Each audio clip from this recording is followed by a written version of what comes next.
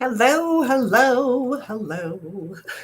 Welcome. Glad you're here. I'm Susie Bowers, and today I'm going to be talking about how you can get unstuck out of your own head so you can move forward towards your goals and your dreams. So, welcome. I am the owner of California Hypnosis Center and an academy in Stockton, California, founded in 1995. So, I've been doing this for a while, and I absolutely am passionate about it. I'm passionate about helping other people find the ways to learn the skills and the tools to move forward in their lives. So I'm happy you're here. I am making some adjustments to my new equipment, so bear with me. Always new technology to learn and implement. So thank you for joining me. So many years ago, a long time ago, actually, I found myself very stuck. So I'm just going to share a little bit about my story. I found myself very stuck from doing the things I knew were going to move me forward, not only in my life, but my business, especially in business. So back 30, 25, 26 years ago in my real estate business, which I absolutely love and still have that passion for real estate. But I found myself unable to get myself to do certain things that were necessary to be successful, like cold calling, things like that. So maybe you have found that also in your business or in your life, in your work, or maybe even in your personal life. Like, there's been times too where I felt like, hi there, thanks for joining me, where I felt like, I just couldn't get myself to go to the gym when I knew I really wanted to get in shape and have the energy and the stamina to go hiking and skiing and all the things I enjoy doing, swimming, all of that. So, we all go through those times in our lives where we just feel stuck. And that is when I would have to say, honestly, my journey of self-improvement started at that time. And I learned about the power of the mind. And in our minds, all of us, even you have what some people would call the 800-pound gorilla. So the 800-pound gorilla is the part of your mind that is not cooperating when you make a decision to do something. Oops, sorry. But too many things going on here. So when there's that part of our mind that's just so big, you don't even realize how powerful it really is. So we walk around on Earth, as human personality being. Sorry, I've got to turn my phone off.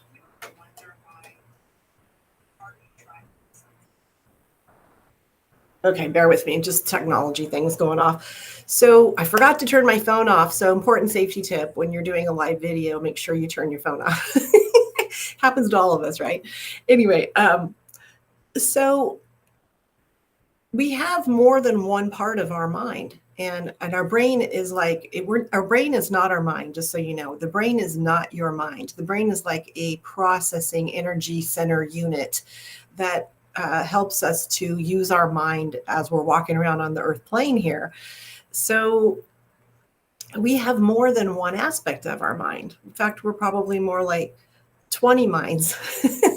But today we're just going to talk about two levels of mind. Now, of course, today with quantum physics and neuroscience, we know that there are many aspects of our mind, many levels of consciousness that we go in and out of all the time. But right now, just kind of break it down in simplistic terms, we have what's called our conscious mind, which is your wide awake mind. So when you get up in the morning and you start going through your day, you are in your wide awake mind. You're consciously aware, you're going about your business. And then we have the subconscious part of our mind, which is below the surface of our awareness. And let's talk about those two different minds and how they interact with each other. And I want to share with you also, I'm going to share with you this amazing book that's by John Assaraf, and he explains it really well in Innercise. But this whole book is about using self-hypnosis and your imagination to reprogram what the stuff I'm going to talk about in just a minute here. Innercise, very, very good information. And he talks about the different levels of your mind and how our mind can play tricks on us and keep us kind of stuck. So that feeling of, sometimes we all have it, the harder you try to do something, the harder it is. It's very real. So it's not just you It happens to all of us, and there's a reason for that. So let me break this down for you a little bit. I want to thank you so much again for joining me today, because I'd love to share this information with you. If it can just give you some little nugget today that will help you benefit your life and your relationships and your mind. So the other part of this book that in his program is NLP, so neuro linguistic programming. I'm going to talk a little bit about that as well, because you may know I'm going to be the opening keynote speaker for the NLP Global Summit, which is on September 19th. So you want to jump in there. This is going to be so good. So much great information from world leaders in the hypnotherapy, coaching, and evolutionary leaders of our time, really mindset leaders from all over the world. It's going to be amazing. Anyway, okay, so we'll talk about that in just a second. If you want to chat with me, you have to give permission. If you have questions, I'd love to hear from you. But I can say hello here, but you have to click that link. Hello there. You have to click that link that is there. And if you want to, here, I'm going to pop it in the chat, in the comments here. There we go. Let's see here. I'm going to pop it right here. I can't see it. I'll just put it in the comment here.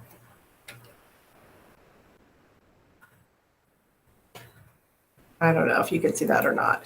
Anyway, okay, I'm just going to carry on. Just going to carry on here. All right, so we have these two different levels of our mind, the conscious mind, which experts agree that of our consciousness. And it is the part of our consciousness that needs to go to sleep at night. And why is that? Because this is where the ego mind is, the personality self. So like right now, I see you as you, and you're walking around as whoever you are. And you see me as Susie, and I'm walking around as Susie Bowers in this personality of life. But when I go to sleep at night, that part of me sleeps and is not really all there. It's somewhere else. The part of us that never sleeps is the powerful subconscious part of our mind, which is over 95% of our consciousness. Truth is, it's much more than that. But because of the way we think as humans, I like to use these round numbers, 100% right. Okay, so let's go back to the personality self. The personality self is thinking all day long. That's what it's doing. It's thinking and thinking and thinking and thinking. And so according to the neuro-linguistic programming model, experts kind of have come to the conclusion that we think something like 65,000 to 75,000 thoughts every single day. Every single day. And unfortunately, the ego mind's also very judgmental. It's very negative a lot of the times, depending on our personality type. Some of our personalities tend to be a little more negative than other personality types. And it is something, though, that we can learn and retrain ourselves. And that's what this is really all about. Innercising, neuro-linguistic programming, hypnotherapy. It's about retraining our mind to be more positive so that we can get better, more positive results. Because our thoughts are they're creating our experience. And so if we're constantly judging other people or other things around us, we're talking about people or gossiping about people, and we can all get caught up in that. So this isn't about like that making you look like you're bad or you're good or whatever. We can all get caught up in those things because we become unconscious of our conscious awareness and what's happening. But when we're judging and we're thinking all these negative thoughts, not all of them are negative, but a lot of them are, they're like little instructions to our subconscious mind, which then responds in a huge, huge way. So let's talk a little bit about the subconscious part of our mind, which is below the surface. So what is it doing? What is its job? Well, it has one job, and that number one job is to protect you from danger and keep you healthy, safe, and alive. So everything else I'm going to share with you here is going to fall under that umbrella. Protect you from danger and keep you healthy, safe, and alive. So everything it does is with that one prime directive in mind. Okay? So What else is it doing? So the really important thing to know about your subconscious part of your mind is it's in charge of every cell in your body. So every cell in your body is doing something right this minute, and you're not even aware of it. Unless I say to you, hey, bring your awareness down to your big left toe. So now that I've said that, you're thinking of your big left toe, and there it is, right? Where a minute ago, you weren't thinking about your big left toe. You might have been thinking about what I'm saying or something else, thinking of things that you've been stuck, not doing that you really want to do. But now all of a sudden your awareness, because everything is energy, including your thought, is now in your big left toe and you're aware of it. Okay, so think about this. We have trillions of cells in our body, trillions, and they're all doing something right now. And they speak to each other, and there's no time and space. It's instantaneous. We really are. You are a walking miracle. So the subconscious is in charge of healing you. So like if you cut your finger or something, it bleeds and it automatically starts healing. You don't have to say, oh, I think I'll have a little more skin over here, please. It just does it. You don't even have to think about it. Really, really, you are a walking miracle. All right. So if you get a virus, you get a cold or a flu or something, its job is to get rid of it. So it does that too by giving you a fever. That's how it's fighting the virus, and it's creating antibodies and blood cells and all this stuff to get rid of it. So that's its number one job. There's another part of this, though: protect you from danger and keep you healthy, safe, and alive. So if you were, for example, out here on March Lane, where I am right now, where my office is, and you were to step off the curb and a big car is coming at you or a bus or something, and you're like, you don't stop and go, what should I do? Should I step back? No, you just do it. It's automatic. That is a function of your subconscious mind. So it's pretty amazing, and it's all designed with keeping you alive. So that's also where instinct of fight or flight comes into play. So when you're in a situation like I was just describing, and a car is coming at you, you're going to do, or let's use a different metaphor. Let's say it's a bear, which I'm always afraid I'm going to run into a bear up in Tahoe. But let's say it's a bear, and all of a sudden you're like, you're frozen. One or two things is going to happen. You're going to freeze, you're going to fight, or you're going to run. So fight or flight is our two go-to things. Sometimes we freeze though, don't we? So that's all a function of the subconscious mind. In that moment of fight or flight, your conscious mind is completely suspended. It's almost like you can't really even think at that moment. Everything is just automatic. So this is also your 800-pound gorilla. This is also your 800-pound gorilla, because the other part of the subconscious, what's really important to know about it, is that it's been recording and storing every experience you've ever had since the moment you became a consciousness. And I'll let you think about that for a second. So since energy, we now know energy cannot die and only transforms. Theoretically, or maybe not even theoretically anymore, you've been a consciousness for all eternity. But let's just talk in terms of your earth life right now as your personality self, walking around trying to get things done and feeling frustrated. And all of your experiences are recorded in the subconscious level. So it's like a computer, but so much bigger than that. So this energy, this body, is storing all of your experiences, and those experiences create beliefs that you hold in your mind, beliefs about what is really happening, what is reality for you. And those beliefs are creating your experience. Based on what you believe is true, you're also creating your experience. Now, there's more neuroscience about that I'm not going to dig into today, because it's deep and complicated and also really simple. But we'll talk about that at another Everything Hypnosis. It has to do with the brain as well. So there's a part of the brain. We'll talk about that later. But let's talk more about beliefs that you hold in the subconscious mind. They're also held in your body, because the subconscious is in charge of your body, but you're also energy, and you have this energy field. So your experiences, beliefs, habits, programs are all in your energy field. all around you. Um, and one of the things that I'm just kind of tripping off here for a second, because there's something really cool in another book that I absolutely love by another evolutionary leader of our time, is The Divine Matrix. And I might dig into that book with you another time.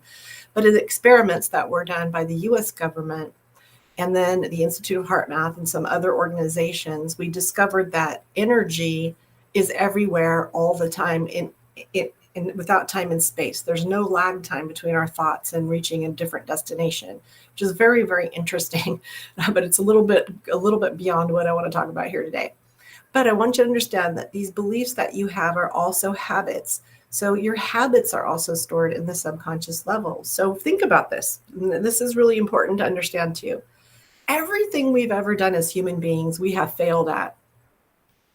So, the concept of failure or success is really something we've been trained to believe in. So in our school system, right, if you don't get it right, you get an F, you failed.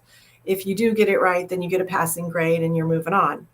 So we have this concept of failure when we don't succeed at first. But the truth is, everything we've ever done, we have failed at, including learning to walk. I mean, when we first got here, right, we couldn't eat. We don't know how to eat anything except mom's boob. That was pretty instinctual.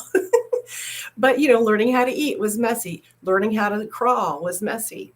Learning how to walk. Think about how hard it is to learn to walk. Man, we failed a lot learning how to walk. You ever watch a little kid or a toddler trying to learn how to walk?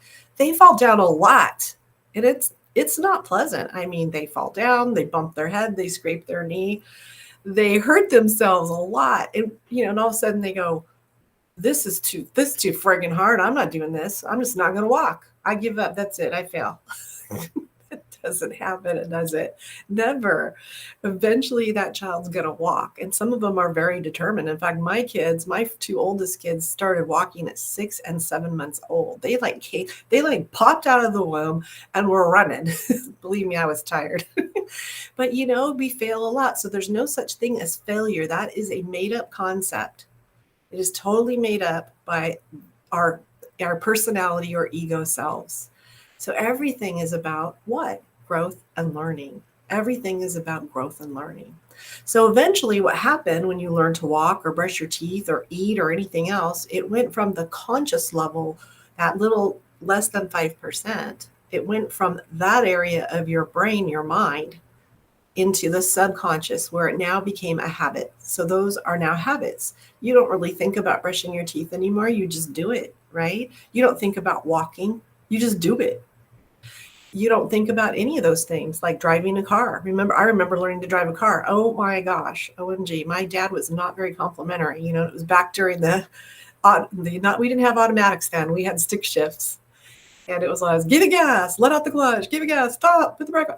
And I'm like, nervous wreck. And then one day what happens, you just get in your car and you drive. You're shifting, you light your cigarette, you put a bottle in the baby's mouth, you're putting your mascara on and you're driving, you're talking on your phone. It's just automatic. So what happens here is your thoughts and things you learn go into the subconscious and they become habits. Now, I've talked about like mechanical things that we do, but what about the things that are not mechanical? What about our emotions?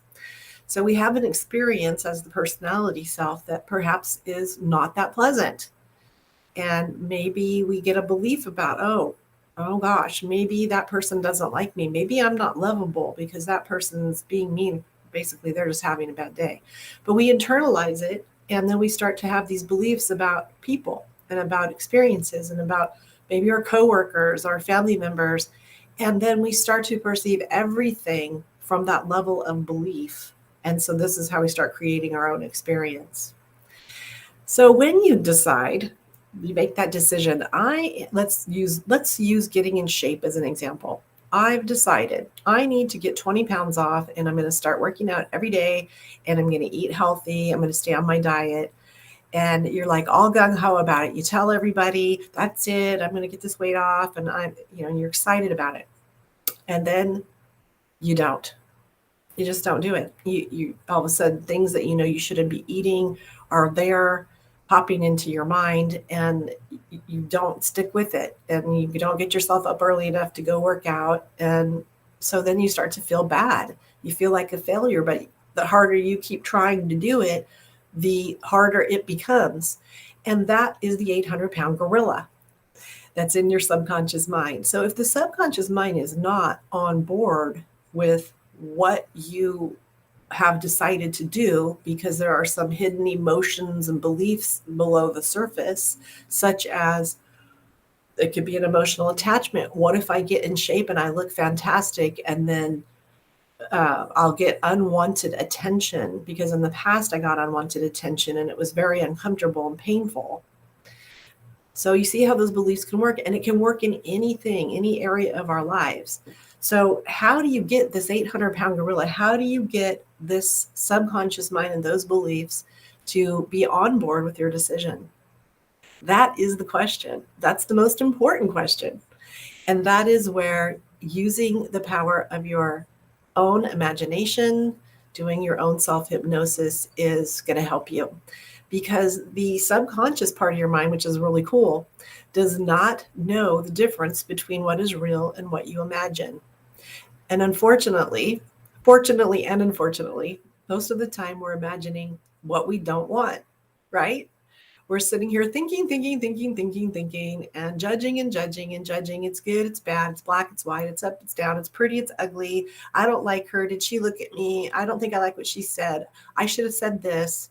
So the ego mind, another important distinction is when you're in your ego mind and it's out of balance or taking over, is it focuses a lot on the past. So past conversations, past experiences that were painful, that sort of thing. Or it will start dwelling on the future. When I say dwell, so I'm going to just shift that up a little bit. Dwelling on the past or worrying about the future.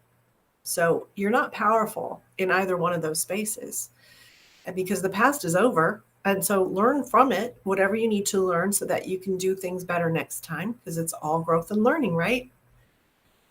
And the future hasn't happened yet. So there's no point worrying about it. You can plan for your future and make plans and set goals and write things down, but it hasn't happened yet. So there's no point worrying about it. Just take the steps you need to take, little baby steps, and the subconscious mind will begin to work with you. So if you imagine that something is difficult or scary or going to keep you stuck, or, what might happen, or worry, am I worthy of doing this thing? Then the subconscious is going to reinforce those thoughts. However, this is what's cool. If you take the time to get quiet every day and you do your Innercise, that's what this book is about, in this program. When you Innercise, you do your inner meditation, you tell yourself new empowering words, and you pay attention to that ego chatter, and you pay attention to it. How do you pay attention to that is, if you're not feeling as good as you would like, that means the ego is running, those thoughts are running in a negative spin.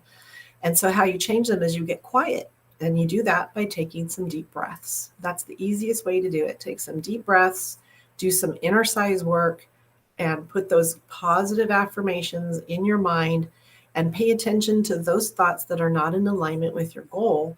And just recognize them. Don't be mad about it. It's just an automatic response. So you just kind of send love and light to that, and cancel, clear, delete, and then pop in your positive affirmation. So let's say I have the thought running in my mind. I'm feeling kind of bad because I didn't go to the gym, and I'm thinking, oh my God, I'm such a loser. I can't believe it. I just can't get myself to do these things. And gosh, my pants are so tight. You're such a fatty. Why did you eat that ice cream? Now, do you hear that negative strain going on and on and on like that? Well, guess what happens? You're imagining things as well. And the subconscious mind then gives you more of that, because that is where all your experiences, your beliefs, your emotions are stored, in that subconscious level. And that is the 800-pound gorilla. So whatever you're telling yourself, you're going to get more of it. I know it sounds exhausting, but the truth is, when you get the hang of this and you practice it, just like you did when you learned to walk or brush your teeth, you will get really good at it. It's just like any other muscle you need to exercise. And once you do, you create new habits and new beliefs. And what I have found after doing this for decades at this point is that I could have a negative thought and right behind it, another positive thought will come instead. It's almost like they automatically cancel each other out, and then I feel better. So it's an also decision to not allow yourself to stay stuck or dwell on those negative feelings and thoughts. All right, so that's what Innercise is all about. So part of this Innercise work is using neurolinguistic programming. And I think I'm going to save that for another talk because there's a lot to it. But one of the important things about neurolinguistic programming is that you can anchor good feelings into your physical body. And it's really, really powerful. So when you imagine, or even imagine a past experience that was very positive, you could anchor those good feelings into your body just by doing a little mantra or like put your two fingers together kind of thing, and then think of and feel that really powerful positive emotion. And NLP, that's just part of it. I can't wait to share with you at the NLP Global Summit, which is coming up September 19th. And it's a free event, but I am going to encourage you to go ahead and upgrade. It's only $47, and you get all the recordings from these world-renowned hypnotherapists, coaches, and NLP masters, basically. And what NLP is really about, if we're going to break it down, and what really matters about it, is it's a communication device. It's a connection device so that you can connect with, not only can you improve yourself, which is obviously really, really important, but you can also create a connection with others. And when you're understanding these things, these concepts I'm telling you, and I'm talking call them concepts, but basically this is all proven science at this point. When you can really understand how this works and how every person is having their own little universe in their mind and their feelings, you can step back and get out of judgment about them and about what's going on. And you can then, NLP helps you get into the space, the mindset of connecting, seeking to understand instead of seeking to be understood. So seeking to be understood is a self-centered emotion or way of being, where seeking to understand is a way of getting out of your head where the ego is, getting out of that space and seeking to understand the experience of the other person in front of you. I'm going to give you a quick example, and then I'm going to wrap this up, and I'm going to give you a free audio. I'd like to give you a free little self-hypnosis audio that I think will help you kind of get started on this Innercise work. And actually, it's got a lot of light work and energy in it, which is a big part of my hypnotherapy program. So I'm going to give you an example. So how many of you, and let me ask you, do you ever drive your car and get angry? Raise your hand. We all do. We all do, right? We're having a bad day, or like right now it's super hot. And so the air conditioning is taking a little extra time to get going, especially in my old Jeep. And so it's like, every car that pulls in front of you, it's like, so get out of my way. I want to get home and get cool, right? We all have those impatient moments, or we have stuff on our mind. And our boss maybe was not too kind at work today, or maybe grandma's sick or something. We all have stuff on our mind, every single one of us. We all have things on our mind. We get in our car and all of a sudden we're just like pissed off, right? Someone pulls in front of you, or they cut you off, or they hit their brakes, or they're not going fast enough, or they turn and you're, whatever, or they get too close to you and you're just pissed off, So you see this all the time. You see people flipping people off. Well, not so much in Stockton, because we could be scary doing that. But anyway, you see that happen, and I've seen people flip me off. I'm like, what did I do? I don't even know what I did. But I'm looking at them and I'm thinking, wow, they're so angry, and they've obviously they're having a bad day.